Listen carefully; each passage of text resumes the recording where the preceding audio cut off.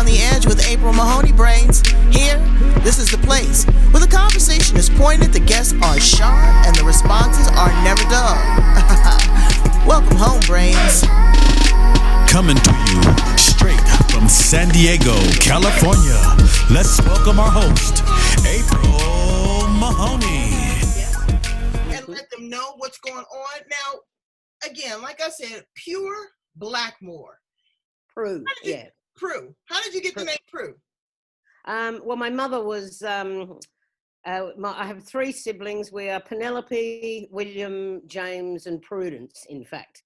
So I don't know whether she read a lot of English romantic novels or something, but so that's where the name came from. My mother had this very British name thing going on in her head.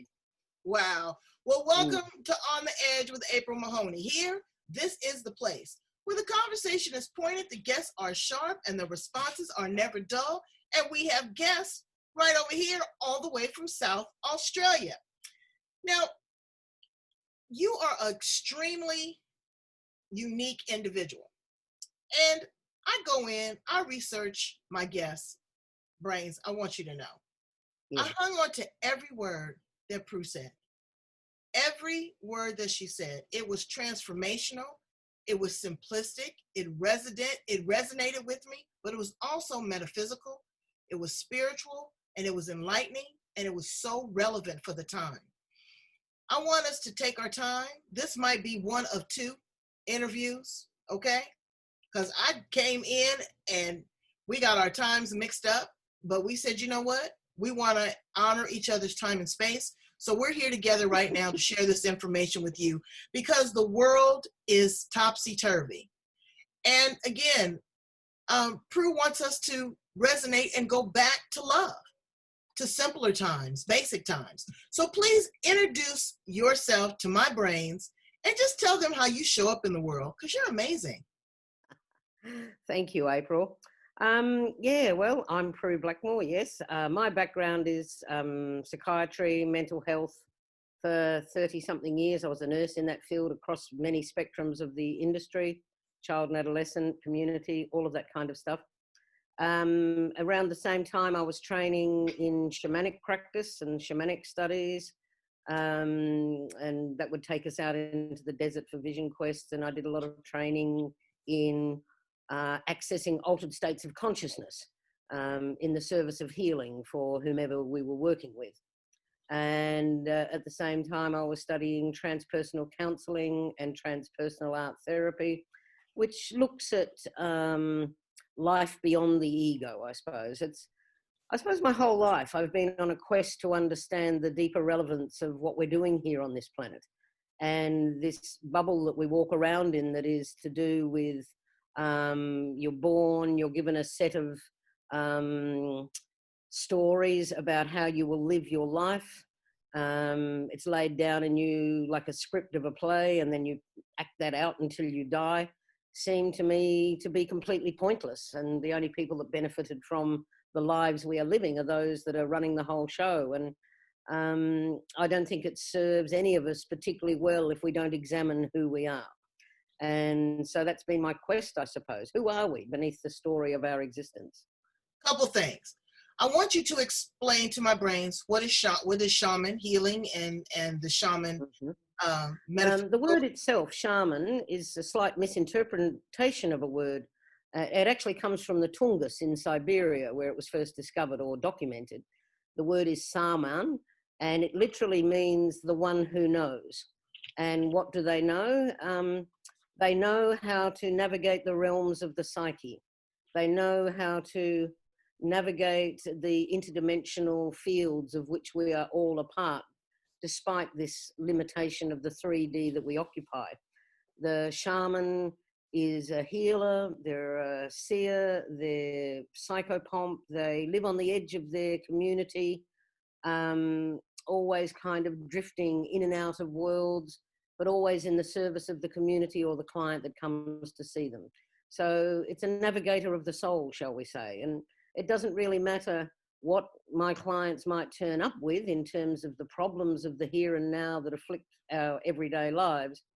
Whenever they arrive, I'm looking at them in the context of Where are they on the journey between life and death? What is going on in their world? What is out of balance that has given rise to the pain or the behavior or the difficulties that they're addressing? And the role of the shaman is to restore balance, that things may get back on an even footing. Now, again, let's talk about, there's so much I want to talk to you about. Astrology. You use the planets, the alignments, and the astrology. You were talking about that, and you were talking about that to the point where I got goose pimples, because you said in the month of September, it's about to be on and popping.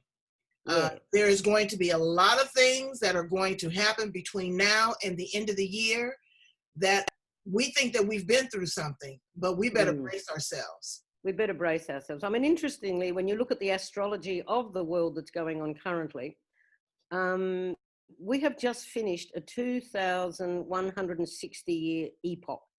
The Earth, through the precession of the equinoxes, travels around the solar system, travels around the galaxy, and it journeys through each of the signs of the zodiac. The journey through each sign takes 2,160 years.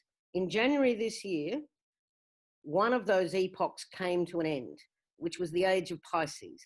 The age of Pisces is a masculine, hierarchical, trickle-down, control, and fairly brutal age. That age finished in January. In December this year, at the summer solstice for us, the winter solstice for you, we actually formally enter the next age, which is the age of Aquarius that we've been hearing about for 20 odd years now. So one age finishes. I know, I saw the play. Yeah, exactly. I saw it here, age of Aquarius, I know. So the age of Aquarius is quite different to the age of Pisces. Pisces, masculine, age of Aquarius, feminine. Pisces from the top down, hierarchical. The Aquarian age is from the ground up, mass consciousness. So in between one ending in January and one beginning in December, we are now witnessing the collapse of the old age. And everything in the universe and all the planets and the harmony of the spheres of our solar system is lining up on a regular basis this year, bam, bam, bam, to help tear down the system as we know it. And we're witnessing it. We're witnessing the collapse of society as we know it. And it will accelerate. And everything in astrology tells us it's going to accelerate. So don't be alarmed by this. This is an amazing time to be alive. To be alive at the time of one civilization giving way to another. And it's scary, it's frightening, because we are mass fed by a media that exploits and controls us and has done for a long, long time. And they're hanging on for grim death. They don't want to let go. But so the whole world is polarizing now. And this is normal in terms of chaos and change. Change brings chaos, and the one constant in our life is change. We just happen to be going through one of the biggest changes that's been seen for over 2,160 years. Now, the next stage that begins in December will also last for 2,160 years, but it's going to be community-oriented, feminine, from the ground up, mass consciousness, us looking after each other in a way that we haven't seen for a long time. So it's very exciting, in fact. But there's a bit of blood and mess to get through first, is all. And you say the only way that we're going to survive is through love. Through love.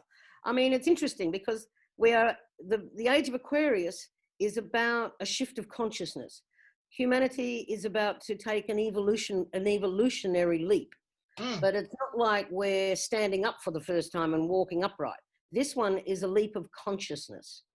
And every layer of consciousness that you enter into has a different landscape, a different vista, different capabilities. So everything occupies the same time-space continuum, but vibrating at a different level. So what is being done to us at the moment as we're witnessing the collapse is we are being fed so much information to keep us in fear. Yes. When we're in fear, we are dense, we are locked down, we are afraid, we can't move much. The only way out of this is through love, because when you're letting all that fear go and you're standing in a place of love, you are already there. And so that's what we all must truly practice this year and beyond, that yes, we're going to be invited to get caught in the most terrible dramas. I mean, look at the COVID thing to start with. The last time I saw this much media beat up about anything, and I'm not saying it's not real and it's not killing people, it is. But the way it's being beat up is like the war on terror back in the day. When all you ever heard on the media was terror, terror, terror, terror, terror. Now it's COVID, COVID, COVID, COVID, COVID. It's being manipulated. Whatever's going on, it's being manipulated to keep people in fear and to polarize them. And we're seeing this polarization. It's very natural. It's part of change. But you've got to step away from it. Well, it's more than polarization. It's hostility. It's absolutely. Rage. It is lies and manipulation. I mean, look what's going on here in the United States. We're headed absolutely. Our heart is all breaking for you over there. Look at what's going on with race relations. I have no choice but to be a brown woman. You have no choice but to be a Caucasian woman. That's how we show up in the world right now. And so what they are doing is they are race baiting, and people are buying into that. Yes. It's so 1970. Again, we are moving into the age of Aquarius. You said something else that was very fascinating.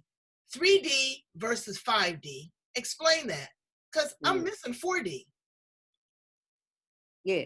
Well, we are a bit in 4D at the moment. It's like we're moving from the old world was 3D, and the system that runs the planet, the system that the 1%, shall we say, they've worked very hard to keep us in this fear and control, 3D reality.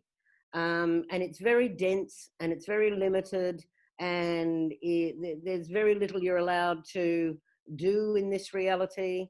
It's quite negative, hostile, fear and control. 5D, again, occupying the same space-time continuum, is a broader, more expansive, love-based dimension. Those two dimensions are colliding at the moment. They really are. The fourth dimension is we're kind of surfing through it. And we all get glimpses of this, April. When you have those moments of your heart expanding, where you feel light and you feel love and nothing matters, and you can step back and you can feel gratitude in the world for a sunset or a child or a grandchild or whatever. In those moments, you're getting a glimpse of what 5D is about. We are surfing through 4D now. I don't know how exactly, where and when we're going to pop into that, but I do know that love is the key. And I know it's all going to be over fairly soon. I mean, in terms of biological history on the planet, we're talking a year or two. When you look at the biological history of billions of years, that's a flash in the pan. So, but all of the energies are pointing to this escalating and getting more problematic as the systems have to collapse. I can't think of the name of the authors at the moment, but a book that was written in America by a couple of guys there called The Fourth Turning. They described this whole business. They wrote the book in 95, and they said between 2005 and 2025, based on all of their records and studies of previous generations going through cycles, they said that the civilization as we know it is going to collapse. It just so happens it's collapsing in the time frame of what astrology would tell us as well. And they describe this, according to their calculation, we're at the ignition phase. We're at stage 1. There are 4 more to come. And this is the ignition, the next one, the disruption. And in the disruption phase, the financial the system is going to collapse. And we all know it has to, because trillions and trillions of dollars of debt, all made on paper that's printed out of thin air. It's not gold backed. It's not, it's worthless. And so the day the Fed stops printing that money is the day the whole thing falls over. And there will come a day when they stop printing it. It's unsustainable. And then when the financial system collapses, then there'll be commercial collapse. Businesses won't be able to run. And then we're going to see the disruption to supply. And that will include food. As we're looking around the world at climate change at the moment, I mean, in the world today, this year's global food production is down 30% already. And in China, it's devastating. They've had something like 80 days of rain non-stop. Their whole harvest is wiped out this year. And where it's not being drowned, it's being killed off by drought. So and that's when we start to lose that social contract with our government. I mean, governments only function April, as long as the people believe they are serving them, as long as there's a social contract. And that social contract being lost is part of the disruption. Then we get the climax where open hostility is very possible. Oh, yes. Urban warfare is very safety. possible. I mean, because it's, it's feast or famine. Yes, exactly. Is it my family? Is it your family? And then add this element of discord with racial bias, and not having money. Look, it's a bomb waiting to go off. We absolutely know it. Exactly. And the thing is, because of the way we're manipulated with the media, we're encouraged to jump on one side of the other. And as you were saying earlier, I'm a Caucasian, you're a brown girl. Either way, that separates us in some way if we let it. And that's what they're trying to do. And our job is to not buy into the game, to step back, to take care of our families as best we can, to be kind and generous and loving to whatever we're encountering. Whatever we see, instead of going, that's right, that's wrong, don't play that game. It's just blessings upon the victims, blessings upon the perpetrators, blessings upon everybody that's witnessing it, and stay detached. That is the key to entering the fifth dimension. Yeah. And to staying sane and safe in the world that is coming. And it's going to get very messy for a while. But in the where these guys describe the fourth turning, the last stage is new life. Where just like the baby boomers did after the end of the Second World War and the Depression and everything that went on before that, the baby boomers have kind of rewritten every phase of life they've gone through. The children on the planet now, the little kids who go through this, on the other side of this, they are going to rewrite the world too. And it's a feminine world, and it's a mass consciousness world, and it's a kind of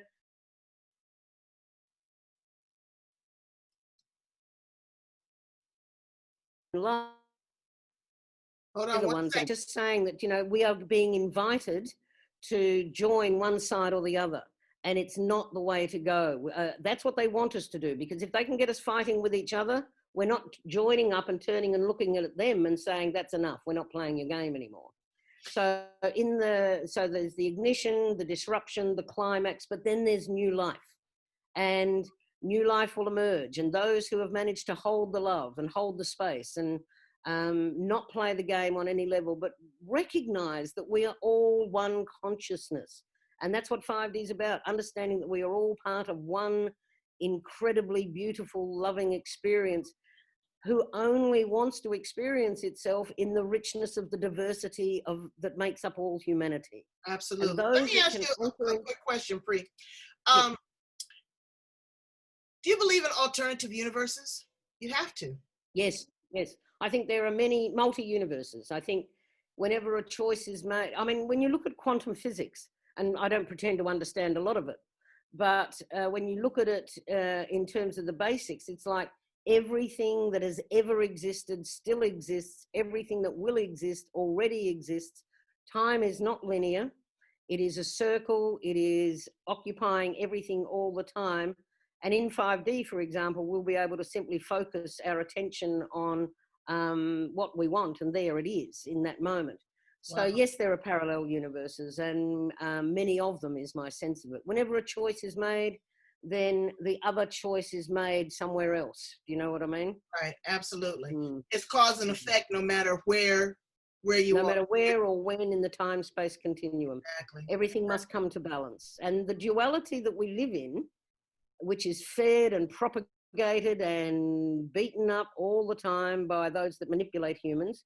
This is an insane world that we're living in, that, we're born, we're enslaved economically from birth, we're denied education, we're denied health, we're fed poisonous food, we're manipulated from birth to death to feed the 1%. That needs to stop, and it is collapsing. That's the world that's collapsing. Of course, right before our very eyes. Yeah, right before our very eyes, and it's escalating, that collapse. But on the other side of that, in new life, then those children that go through it, a bit like the baby boomers changed everything when they arrived after the war and the Depression. Now the kids that are coming through now and the young ones on the other side of this collapse, they're the ones who unsullied, and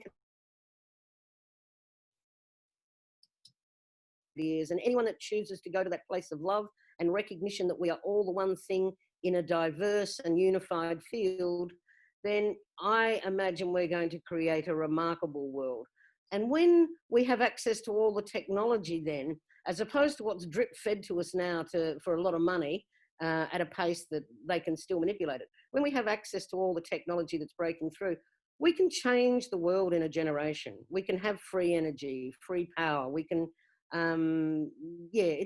it's a bit hard to explain. It's almost like we're talking in No, caterpillar it's not hard to language about explain what it because is. I get it and my brains get it. Is that, again, Yeah, these but resources, it's a this bit like information and in technology, caterpillar right? language.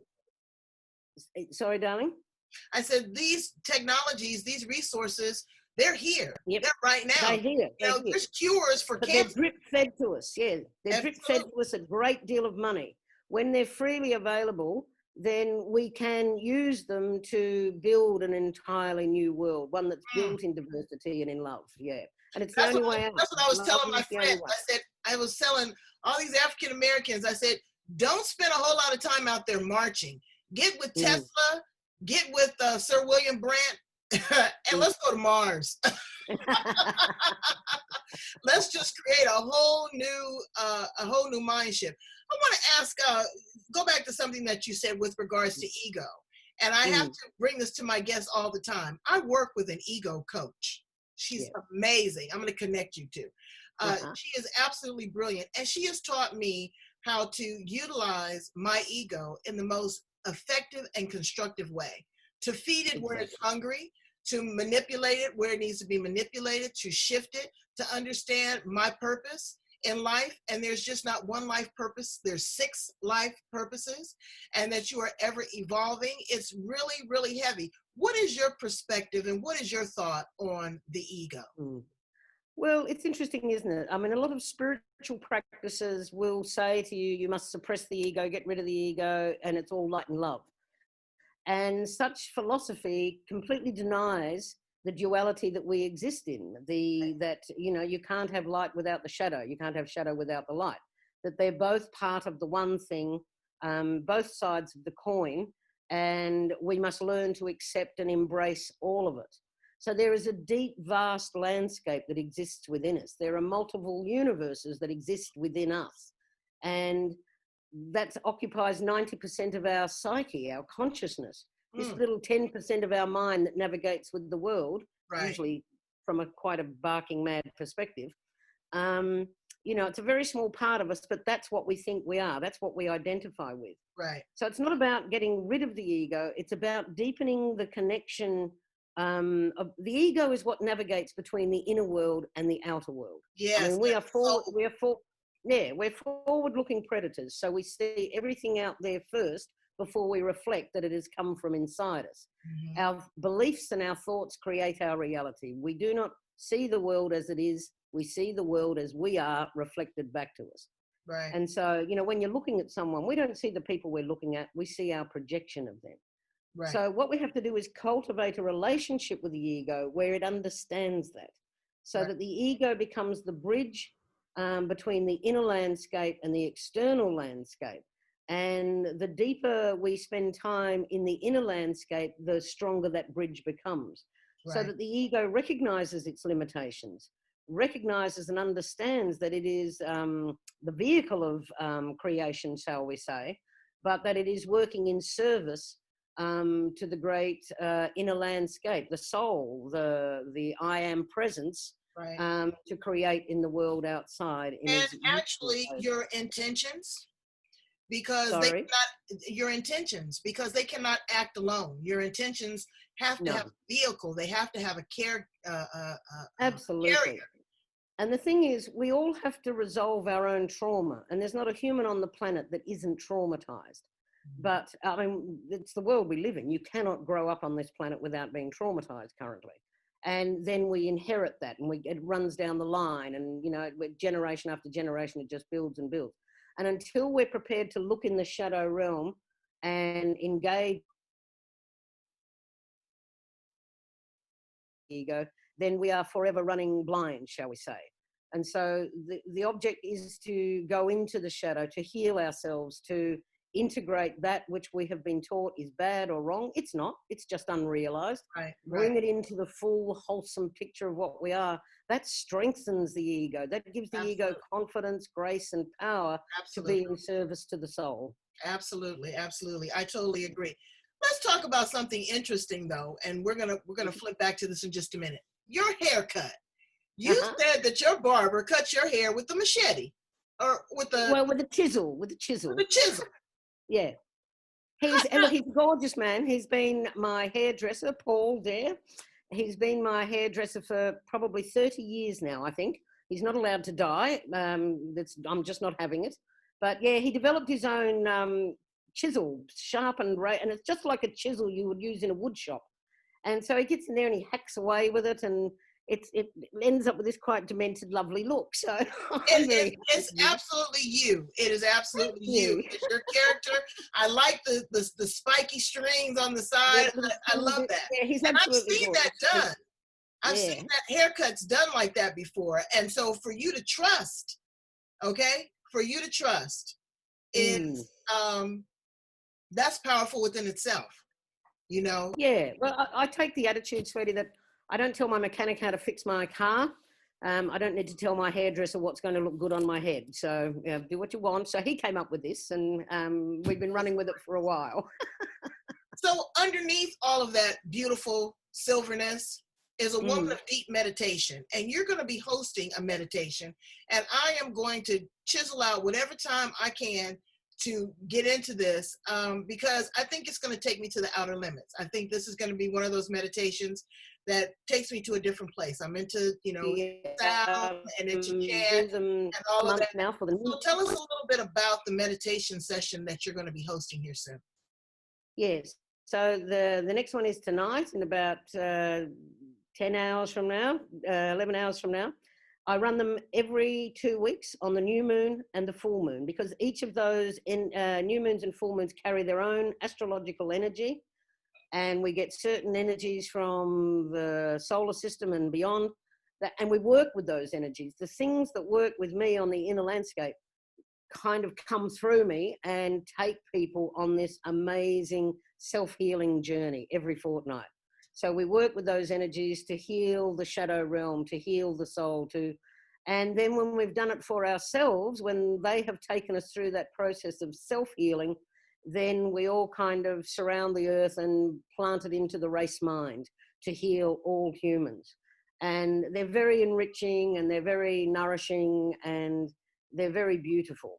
And so we do them once a fortnight on at Mighty Networks, the platform where we've built our own social media world there, called the Healing Ground Collective. So that's where we run those. And the other thing that we're doing there, I'm just starting this month actually, because of the madness that's going on this year, and because of all my years training as a shaman in transpersonal counseling and all the other things that I've done, I've put together a program called Being on the Frontier, because we are on the frontier of our very existence. And so I've kind of distilled all of that information that I've grown with and the skill set that I've grown with into an online program, because we're all still in bloody lockdown, that people can access. I've made it almost ridiculously dirt cheap, because I want people to have access to this. But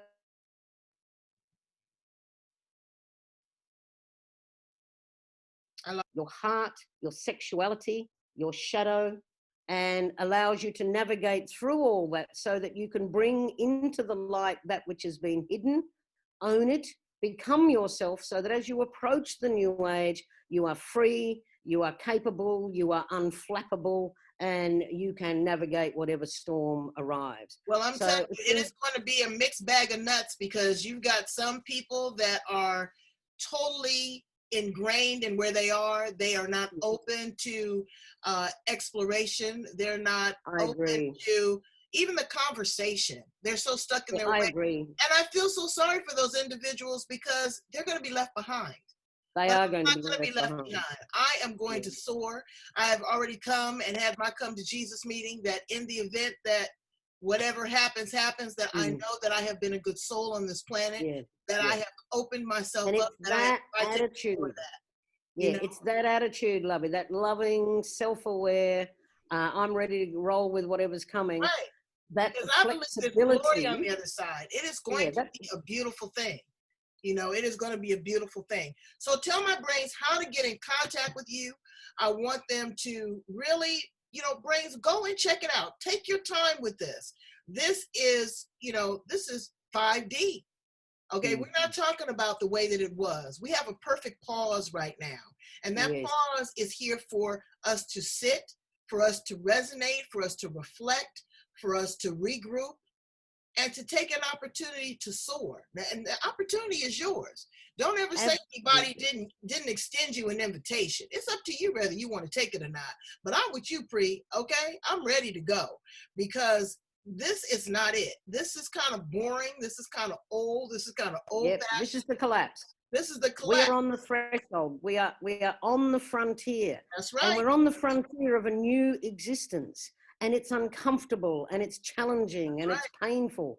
However, if we learn to navigate it, we will soar like eagles. Yes. And it may not be in this physical form. That's what people don't get. This is all that you see. It may not be in this physical form, but the mind and the soul is translucent. It's transparent. Absolutely. And the form will change. The form will change accordingly. I mean, what's being done on the planet now, normally a movement into another dimension requires death in the physical form. Right. Apparently, from what I can understand, this one doesn't require death. It's the first time ever that it's been done that mass consciousness, a whole group of people, half the planet, whoever decides to go, is going while still in the living flesh. And they will change the flesh on the way through. But, again, we're talking caterpillar language trying to describe a butterfly world. And so it's a bit hard. But we're on the threshold. We're on the frontier and we are going to do it. And everyone on the planet has the choice to go with it. And I agree that a lot of them won't because they're too afraid. And that's okay too. That's where they're at. They'll continue on in some 3D world while they're still learning, and they'll the next jump off point, But it's an incredibly exciting time to be alive. Terrifying, but exciting. Yes. And we are ready to rock and roll and weave a whole new. That's right. And I'm telling you, I'm with you. I'm definitely. And I'm taking my ego with me. Way to go, lovey. So tell my brains how to get in contact with you so that they can follow you. Again, like I said, take your time with this. This is not, and we're not talking religion. So don't even. No. We're not. Don't text me, don't email me with any of that garbage. If this is something that is too heavy for you to carry, either you get a crane or you go back and rewind, or maybe you're just not ready for it. But those that are ready, most of my brains that resonate with this program, you're ready to jump off. You're ready to leave. Yes, I would agree. If you're watching this, you're ready to take the jump. So probably the simplest way to get in touch with us is on the Facebook page. And if people go to the Healing Ground Collective, and there's this beautiful kind of geometric pattern in gold and black there. So the Healing Ground Collective, have a look at a couple of the posts. You'll see a link to both join the meditations, to join the Being on the Frontier program, to come and join us and start weaving the magic for yourself. Start opening up, cracking, an egg that cracks from the inside means new life. And so we are cracking the egg from the inside. We are strengthening the connection between the soul. We are learning to love ourselves completely and utterly, because when we can love ourselves totally, unconditionally, that's how we will view the world. The world is reflected back to us. Anything that we don't love in ourselves, we will see out there and project onto them the judgment that we see they're giving to us. It's not, it's all us. It's all in our bloody mind. So, when you learn and train and do your work and learn to love yourself unconditionally, that is what you will see reflected in the world. Pure, unconditional love. Well, I'm ready for it because, again, I struggle. I tell people, honestly, I struggle with that unconditional love. There's some conditions on mine, okay? So I think, April, we all do. And I think it's really important. I'm honest about it. I'm honest about it. People say, oh, I have unconditional love. No, you don't. No, none of us do. None of us do. Every time we're capable of judging anything, there's a part of ourselves we're not loving in the entire unity consciousness. But it's good to practice it every day. Women in particular. Exactly. Do nice things for yourself. You know, get yourself a bottle of wine and have a bath and light a candle and buy yourself a bunch of flowers and pat yourself on the back for a job well done. Right. And trust that, you know, women are the most powerful things in the universe. They were chosen by the Creator to actually bring life into the world. There's nothing greater on the planet. And women, we need to learn to love ourselves and each other more than anything else. We're going to love ourselves right here on the edge. Absolutely. And I just adore you so much. This is not the end. This is the beginning, because they need to have this conversation, just like when they work with my ego coach. You need to have this ongoing conversation so that you can catch up, because so many of us are behind, and there's so much that is still evolving. There's so much to share, you know, from the land down under. So thank you so much for popping in from South Australia. When things get better, I'm coming down there. I came to Australia. I didn't get to South Australia, and I didn't get to New Zealand, but I'm coming because I got to be in your presence more than just virtually. I look so forward very much to that, April, and thank you for having me on. In the meantime, I've thoroughly enjoyed this, darling, and yes, let's do it again sometime. We will. Do you have any books that you're selling at this currently at any publication? No, not. I've got about 3 books on the go, and it's on my job. I've got to knuckle down and finish a couple of them at the moment. So, okay, well, be thank sure you for to the share prompt. them with us and do them audibly, because there's some really heavy metaphysical stuff that, again, I need audible. Sounds good, love. All right. Thank you so much, Brains. I need you to go in and subscribe to everything. You know where I am. I'm on YouTube. I'm on Facebook. I'm on Instagram. I'm on LinkedIn. I'm all over the planet. But I'm circling the planet because I want to land on you, in your heart, in your head, in your mind, in your soul. All right. Come back and visit us here on the edge again, because we got some more heavy, edgy conversations. We're getting ready. Get your seatbelt on. We're going 5D.